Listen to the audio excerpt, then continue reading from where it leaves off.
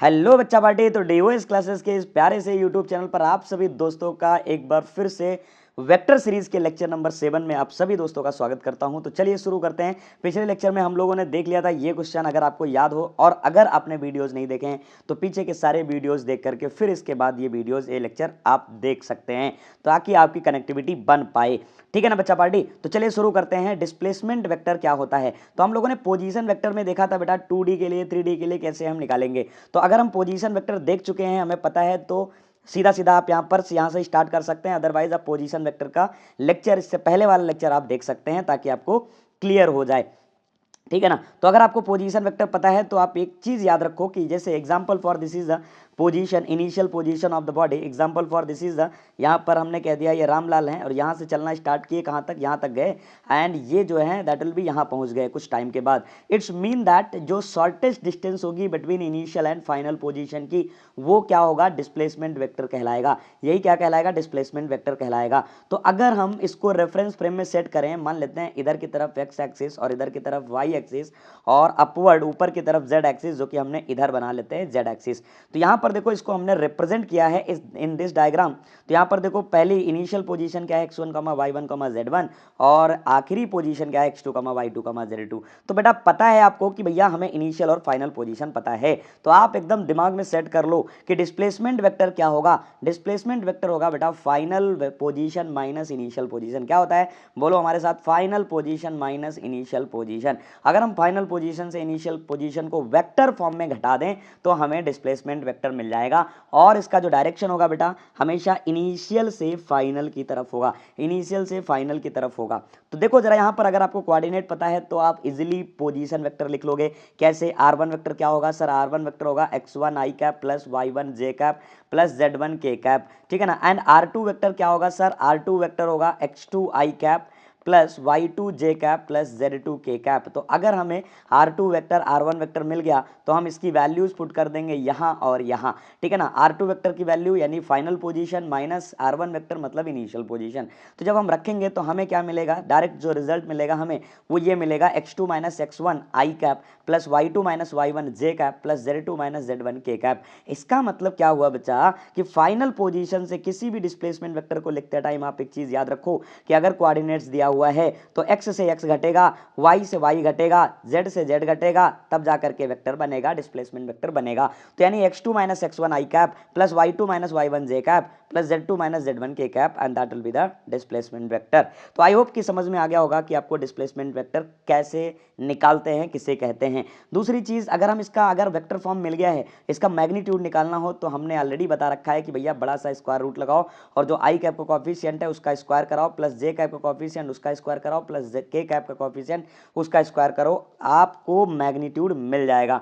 ठीक है ना बच्चा पार्टी। तो चलिए चलते हैं क्वेश्चन की तरफ बढ़ते हैं, बढ़िया बढ़िया प्यारे प्यारे क्वेश्चन की तरफ बढ़ते हैं कि how we will find the displacement vector, how we will find the displacement vector. तो चलिए इसको कॉपी कर लेते हैं या पेस्ट कर लेते हैं, इसको डायरेक्ट भी लगा सकते हैं। तो चलिए डायरेक्ट करते हैं, इसको कैसे सॉल्व करेंगे। तो यहाँ पर देखो, if A particle moves from point P 2, 3, 5 two point Q 3, 4, 5, it's displacement vector. तो कह रहा है डिस्प्लेसमेंट वेक्टर बताओ। तो हमने कहा था कि कहां से कहां, यानी P पॉइंट से Q पॉइंट तक जा रहा है, मतलब इनिशियल पॉइंट क्या होगा? P पॉइंट, और फाइनल पॉइंट Q पॉइंट। तो हमने कहा था जब डिस्प्लेसमेंट वेक्टर निकालोगे बच्चा पार्टी तो final position, final vector minus initial vector. तो अगर लिखें, और इसमें भी हमने कहा था x2 minus x1 i cap. तो देखो 3 माइनस 2 कितना? 3 माइनस 2 सर 1 बचेगा, 1 i cap plus plus plus 4 minus 3 y2 से y1 घटेगा, यानी 4 माइनस 3 कितना? 1 j cap plus z2 minus z1 यानी 5 से 5 घटेगा, तो प्लस का कितना? 5 माइनस 5 कितना? 0 k कैप। तो ये आ जाएगा बच्चा party i cap plus j cap, that will B answer. देखो ऑप्शन में कहीं i cap plus j cap है? हाँ sir, second option that will B i cap plus j cap का होगा। चलिए बढ़ते जरा नेक्स्ट क्वेश्चन के साथ में। नेक्स्ट क्वेश्चन देखते हैं, और बढ़िया क्वेश्चन, प्यारा क्वेश्चन, अच्छा क्वेश्चन। तो क्वेश्चन क्या है? The position vector for of a moving particle at a time t, ठीक है ना, is given r vector equals to, this is दिया हुआ है 3i cap plus 4tj cap plus tk cap. What will be the displacement vector during the time interval t equals to 1 second to t equals to 3 second. तो चलिए इसको करते हैं copy, क्योंकि इसको करना पड़ेगा हमें सॉल्व, ठीक है ना, ताकि जो है आपको प्रॉपरली समझ में आ पाए ये क्वेश्चन। तो यहाँ से करेंगे फटाफट कॉपी इस क्वेश्चन को, और यहाँ पर करेंगे बच्चा पार्टी अपन लोग पेस्ट, और हमने कर दिया पेस्ट। तो ये बन गया क्वेश्चन, और इसको थोड़ा सा अगर इसको हम जो है शॉर्ट कर लें, छोटा कर लें, ये बन गया क्वेश्चन। तो देखो जरा यहाँ पर बच्चा कि द पोजीशन वेक्टर जो दिया हुआ है, आप आर वेक्टर जो दिया हुआ है, ये दिया है 3i कैप प्लस 4t जे कैप प्लस टी के कैप। तो पहली बात, जो पोजीशन वेक्टर है ये टाइम डिपेंडेंट फंक्शन है, it is depends on the time, ये टाइम पे डिपेंड करेगा, जैसे जैसे टाइम बदलेगा तो ये अपना पोजीशन वेक्टर बदलेगा बच्चा पार्टी, ठीक है ना, ये पोजीशन वेक्टर बदलेगा। तो इसी हिसाब से हम चलिए निकालते हैं। कह रहा है कि t बराबर 1 सेकेंड से t बराबर 3 सेकेंड के बीच में फाइंड आउट करना है। तो एट t इक्वल्स टू, अगर हम 1 सेकेंड पे देखें तो that will be initial position, यानी R I cap, R I vector कह सकते हो, that will be initial position, यानी R I vector equals to कितना होगा 3i कैप प्लस, जहां जहां t है वहां वहां 1 रख दें, तो कितना हो जाएगा 4 इंटू 1 जे कैप प्लस 1 के cap. So it will become are I vector जो होगा वो हो जाएगा 3i कैप प्लस 4 जे कैप प्लस कितना के कैप, ठीक है ना, प्लस कितना के कैप। तो ये हो गया इक्वेशन 1, और ये आ गया हमारा इनिशियल पोजीशन। और सिमिलरली एट t बराबर 3 सेकेंड पे, तो जब हम बात करेंगे at t equals to 3 second पे, तो मतलब ये फाइनल पोजीशन पूछ रहा है। तो फाइनल पोजीशन अगर हम निकालें, वैल्यू रखें, तो यू नो दैट कि 3i कैप प्लस t की जगह पर क्या रखेंगे, अब 3 रखेंगे, तो 4 3 जा कितना 12 जे कैप प्लस टी के कैप, टी कितना है 3 है, तो कितना हो जाएगा 3 के कैप हो जाएगा। तो that will be the equation 2। अब हमें क्या पूछ रहा है बेटा, पूछा क्या है उसने, कह रहा है कि डिस्प्लेसमेंट वेक्टर बताओ क्या होगा। तो as you know that displacement vector delta R vector क्या होता है, R F vector minus R I vector, final position vector minus initial position vector. तो यहाँ पर आप देख पाओगे कि भैया 3i कैप ये फाइनल पोजीशन और 3i cap that will be initial position, मतलब i कैप में कोई भी चेंज नहीं हुआ। तो हम कह सकते हैं कि 3 माइनस 3 इंटू आई कैप प्लस 12 माइनस 4, यानी 12 माइनस 4 इंटू कितना जे कैप प्लस 3 माइनस कितना 3 माइनस, यहाँ पर के कैप का कोफिशिएंट कितना है 1 है, तो 3 माइनस 1 इंटू कितना हो जाएगा K cap. So it will become delta R vector equals to 3 minus 3 0, 12 minus 4 8 J cap plus 2 K cap. तो that will be the displacement vector. अब उसने क्वेश्चन में क्या पूछा है बेटा, ये तो डिस्प्लेसमेंट वेक्टर निकल गया, तो कह रहा है डिस्प्लेसमेंट वेक्टर ही पूछा है उसने, तो आप आसानी से easily you can handle this. तो यहाँ पर कितना आंसर आया बेटा, that will B 8 J cap plus 2 K cap. अगर वो मैग्नीट्यूड में पूछता है तो क्या हो जाएगा बेटा, इसका मैग्नीट्यूड निकालेंगे, square root of J cap का कोफिशिएंट 8 का स्क्वायर 64 प्लस के कैप का coefficient 2 2 2 4, so it will become square root of 68। तो आई होप कि ये क्लियर हो गया होगा, आपको समझ में आ गया होगा, ठीक है ना बच्चा पार्टी। तो चलिए आगे बात कर लेते हैं, थोड़ा सा आपको ये समझ में आ गया होगा कि कैसे हम डिस्प्लेसमेंट वेक्टर निकालेंगे और कैसे हम इसका मैग्नीट्यूड फाइंड आउट करेंगे, ठीक है ना, या कैसे यूनिट वेक्टर निकालेंगे, ठीक है ना। तो ये सारी चीज़ें आप यहाँ से कर लोगे। अब आगे बढ़ते हैं बच्चा, सबसे main important point that is जो कि हम डिस्कस करने जा रहे हैं कि what will be the mathematics of the vector quantity. अगर वेक्टर्स क्वांटिटी हैं आपके पास तो उसकी मैथमेटिक्स को हम कैसे सॉल्व करेंगे, उसके एडिशन को कैसे सॉल्व करेंगे, उसके सब्ट्रैक्शन को कैसे सॉल्व करेंगे, ठीक है ना, और उसके मल्टीप्लिकेशन को कैसे देखेंगे, तो वो सारी बातें करेंगे। तो अभी तक हम लोगों ने वेक्टर के बारे में जो बेसिक था वो सारा कुछ हम लोगों ने पढ़ लिया है। अब हम क्या पढ़ने वाले हैं बेटा, इसकी मैथमेटिक्स को पढ़ने वाले हैं। तो मैथमेटिक्स में बच्चा जो है, अगर इसके हम एडिशन सब्ट्रैक्शन की बात करें तो एडिशन सब्ट्रैक्शन दो टाइप से किया जा सकता है। कौन कौन सा सर, दो टाइप्स, पहला ग्राफिकल मेथड, दूसरा एनालिटिकल मेथड। पहला कौन सा, ग्राफिकल मेथड, दूसरा कौन सा, analytical method. Sir graphical method में कौन कौन सा मेथड है,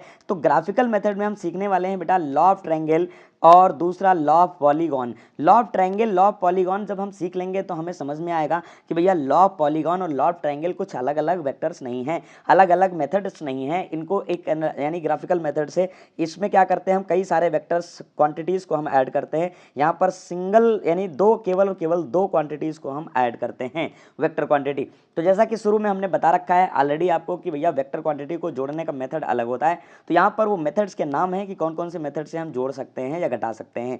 दूसरा एनालिटिकल मेथड, एनालिटिकल मेथड में आता है लॉ ऑफ पैरेललोग्राम। तो आपका क्वेश्चन होगा कि सर इसमें से कौन सा बहुत ज़्यादा यूज होता है, तो बेटा इसमें सारे यूज होते हैं। लॉ ऑफ ट्रायंगल भी कई बार यूज होता है और लॉ ऑफ पैरेललोग्राम कई बार यूज होता है। एक क्वेश्चन इनमें से किसी से भी किया जा सकता है, कोई दिक्कत वाली बात नहीं है, बशर्ते कई बार क्या होता है कि एक क्वेश्चन में लॉ ऑफ पैरेललोग्राम लगाना ज़्यादा इजी हो जाता है और कई क्वेश्चन में लॉ ऑफ ट्रायंगल लगाना ज़्यादा इजी हो जाता है। जब दो वेक्टर से अधिक वेक्टर दिए हों तो लॉ ऑफ पॉलीगॉन लगाना ज़्यादा आसान हो जाता है। तो हम देखेंगे जब क्वेश्चन करेंगे, इसके मल्टीपल टाइप ऑफ क्वेश्चन करेंगे तो वहाँ पर हम इसको डिस्कस करेंगे, इसको देखेंगे बच्चा पार्टी। ठीक है, तो चलिए बात कर लेते हैं। इसमें एक सबसे इंपॉर्टेंट टर्म आता है, that is resultant. What is the resultant, क्या होता है? तो जैसे एग्जांपल फॉर, अगर कोई वेक्टर्स है, जैसे हमने कहा यहाँ पर कोई एक पॉइंट है, इस पे कई सारे फोर्सेस लग रहे हैं, कोई भी वेक्टर क्वांटिटी हो सकता है, इस पे कई सारे फोर्सेस लग रहे हैं, इधर की तरफ F1 वेक्टर लग रहा है, इधर की तरफ F2 वेक्टर लग रहा है, इधर की तरफ F3 वेक्टर लग रहा है, और this is F4 and this is F5। तो what will be the net force on this point, इस पार्टिकल पे, इस पॉइंट पे नेट फोर्स क्या होगा या रिजल्टेंट क्या होगा? तो अगर हम बात करें कि नेट फोर्स जो है वो होगा बेटा vector sum of all forces, vector sum of all forces, मतलब F1 vector plus F2 vector plus F3 vector plus F4 vector plus F5 अगर और होते तो that will B F plus का कितना F5 वेक्टर। बात समझ में आ रही क्या? तो आई थिंक यहाँ पर जो है F4 दो बार लिखा हुआ है, तो हम क्या कर लेंगे, यहाँ पर F5 लिख लेंगे और F5 वेक्टर बन जाएगा। तो इन सभी वेक्टर्स को जो अगर हम विद डायरेक्शन ऐड कर दें, किससे विद डायरेक्शन ऐड कर दें, तो वो क्या कहलाएगा, रिजल्टेंट कहलाएगा। R वेक्टर इक्वल्स टू कितना, F1 vector plus F2 vector plus F3 vector plus F4 vector plus F5 vector. हमने वेक्टर सम कर दिया। एक बात ध्यान रखना, इसको आप चाहो तो नोट पॉइंट में लिख लेना कहीं पर, बहुत इंपॉर्टेंट है। क्या है कि हम R वेक्टर यानी कि जो रिजल्टेंट है वो हम डायरेक्ट सिर्फ और सिर्फ मैग्नीट्यूड ऐड नहीं कर सकते कि सर F1 का मैग्नीट्यूड ऐड कर दो, सर F1 का मैग्नीट्यूड ऐड कर दो प्लस F2 का मैग्नीट्यूड ऐड कर दो प्लस F3 का कर दो प्लस F4 का कर दो प्लस F5 का कर दो, और ये जो तुम्हारा बन जाएगा कितना, R वेक्टर बन जाएगा। बट ऐसा बच्चा पार्टी नहीं होगा, ये गलत हो जाएगा। ठीक है ना? तो आई होप यहाँ तक आप सबका क्लियर हो गया होगा। तो चलिए देख लेते हैं, इस पे क्वेश्चन देख लेते हैं और उसके बाद हम बात करेंगे कि इसके मेथड्स क्या क्या हैं। तो सबसे पहले तो हम फाइंड आउट करते हैं कि रिजल्टेंट कैसे निकालना है अगर वो रेक्टेंगुलर कंपोनेंट के फॉर्म में गिवन है। तो चलिए इस क्वेश्चन को करते हैं कॉपी बच्चा पार्टी और फिर करते हैं इसको सॉल्व। तो फटाफट हमने कर लिया कॉपी से और यहाँ पर कर देते हैं पेस्ट। ठीक है ना? यहाँ पर कर देते हैं पेस्ट इसको। तो जब इसको हमने यहाँ पर पेस्ट किया तो हमें मिल गया एक क्वेश्चन, भारी भरकम सा क्वेश्चन। इसको थोड़ा सा जूम आउट कर लेते हैं ताकि आपको मैं सॉल्व करके दिखा पाऊं। तो यहां पर देखोगे आपकी F1 वेक्टर दिया हुआ है, F2 वेक्टर दिया हुआ है, F3 वेक्टर दिया हुआ है, F4 वेक्टर दिया हुआ है, then the particle will move. तो कह रहा पार्टिकल किधर मूव करेगा। तो पहले तो ये समझ लेंगे कि ये पार्टिकल किधर की तरफ मूव करेगा। ठीक है ना? अगर कोई पार्टिकल पे, किसी भी पार्टिकल पे इधर की तरफ नेट, जिधर की तरफ नेट फोर्स होगा, जिधर की तरफ नेट फोर्स होगा, या कह सकते हो जिधर की तरफ रिजल्टेंट होगा, बॉडी उधर की तरफ मूव करेगा। इसका मतलब he is asking about the direction of the resultant of these forces. वो आपसे रिजल्टेंट पूछना चाह रहा है, रिजल्टेंट का डायरेक्शन पूछना चाह रहा है। ठीक है ना? तो अगर हम रिजल्टेंट निकालें बच्चा पार्टी, तो यू नो दैट कि आर वेक्टर या फिर एफ नेट वेक्टर क्या हो जाएगा, एफ नेट वेक्टर जो हो जाएगा, एफ नेट वेक्टर जो हो जाएगा that will B F1 vector plus F2 vector plus F3 vector plus F4 vector. चार वेक्टर है, चारों को आप ऐड कर दो। तो यहां पर आप देख पाओगे कि -4 आई कैप प्लस 5 आई कैप माइनस 3 आई कैप प्लस 2 आई कैप। तो जितने आई कैप के कॉफिशिएंट है वो एक साथ ऐड कर दो। तो ये हो जाएगा -4 प्लस का 5 एंड माइनस का 3 एंड प्लस का 2। ये हमने कर लिया और ये हो जाएगा आई कैप प्लस का जे कैप को उठाते हैं तो यहाँ पर कितना है -5 है, प्लस यहाँ पर कितना जे कैप का कॉफिशिएंट 8 प्लस यहाँ पर कितना 4 प्लस यहाँ पर कितना -3। तो ये हो जाएगा -3 जे कैप हो जाएगा। सिमिलरली प्लस का के कैप अगर हम लिखें तो के कैप का कॉफिशिएंट यहाँ कितना है 5 6 और -7। तो 5 + 6 -7 और यहाँ पर कितना -2 और ये हो जाएगा बच्चा पार्टी के कैप। तो अगर इसे हम सॉल्व करें तो एफ नेट वेक्टर क्या आएगा, दैट विल बी -4 + 5 1 हो जाएगा, 1 + 2 कितना 3, 3 - 3 कितना 0। तो ये आएगा 0 आई कैप प्लस ये हो जाएगा 8 + 4 12, 12 माइनस, अब यहाँ पर देखो -5 -3 ये हो जाएगा -8 + 8 कितना कैंसिल आउट 0 हो जाएगा और प्लस का कितना 4, तो ये हो जाएगा 4 जे कैप एंड प्लस का 5 6 7 5 6 हो जाएगा 11 11 - 7 11 - 7 हो जाएगा that will B -11 - 7 that will B 4 and 4 - 2 that will B 2 हो जाएगा। तो ये हो जाएगा 2 के कैप। तो आप ध्यान से देखो बच्चा पार्टी, तो ये आ जाएगा जो एफ नेट आया, रिजल्टेंट आया, वो कितना आया 4j cap plus 2k cap. तो ध्यान से देखो इसमें कितनी एक्सिस यूज हुई है सर, j कैप मतलब y एक्सिस और k कैप मतलब z एक्सिस। तो इसका मतलब है y एक्सिस और z axis, Y Z axis use हुई है। कौन सी? वाई जेड एक्सिस यूज हुई है बच्चा पार्टी। तो वाई जेड एक्सिस जरा देख लो, वाई जेड एक्सिस मतलब वाई जेड प्लेन कह सकते हैं। तो कौन सा ऑप्शन करेक्ट है बेटा? Y Z plane, Y Z plane जिसमें x का कंपोनेंट कितना है 0 है, x का कोफिशिएंट कितना है 0 है। देन आई होप कि आपको समझ में आ गया होगा, ठीक है ना। अगर नहीं आया समझ में तो कमेंट बॉक्स में कमेंट करो कौन सा क्वेश्चन कहाँ पर नहीं समझ में आया, और अगर नहीं समझ में आया है तो मैं उसको दोबारा से जब नया लेक्चर लूंगा तो आपको डिस्कस करके फिर ही स्टार्ट करूंगा अगला लेक्चर। तो आई होप कि ये क्लियर हो गया होगा, ठीक है ना। तो बहुत बहुत धन्यवाद, मिलते हैं अगले लेक्चर में। और अगले लेक्चर में हम बात करने वाले हैं बेहद important topic, that will B law of triangle या फिर लॉ ऑफ पॉलीगॉन की, जहां पर हम ये सीखेंगे कि वेक्टर्स को कैसे ऐड कर सकते हैं, कैसे सब्सट्रैक्ट कर सकते हैं बच्चा पार्टी। तो चलिए, थैंक यू सो मच, मिलते हैं नेक्स्ट लेक्चर में।